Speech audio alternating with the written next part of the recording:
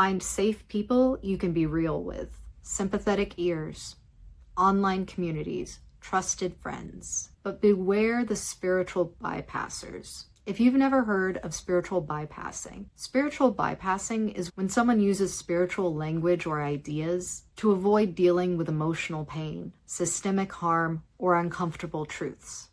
It's when you share a struggle and someone responds with, "Everything will work out in the end. Everything happens for a reason. Just trust Hashem more." You're being tested. It's all part of the process.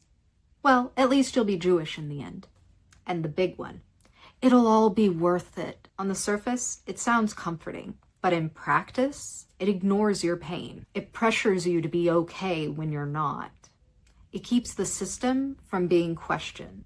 Because if your pain is justified, then why fix it? Conversion candidates are already carrying so much fear. The weight of conditional belonging, the fear of being seen as ungrateful or uncommitted, the exhaustion of performing joy and devotion 24/7. When someone hits you with a spiritual platitude when you're falling apart, it doesn't help. It isolates you. Instead of giving you permission to feel, grieve, or get support, it silently says, "Don't make this messy. Don't make this inconvenient. Don't break the illusion." And you end up thinking, maybe I should be stronger.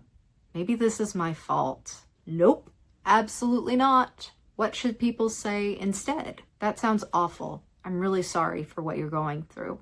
You're not broken. This process is really hard.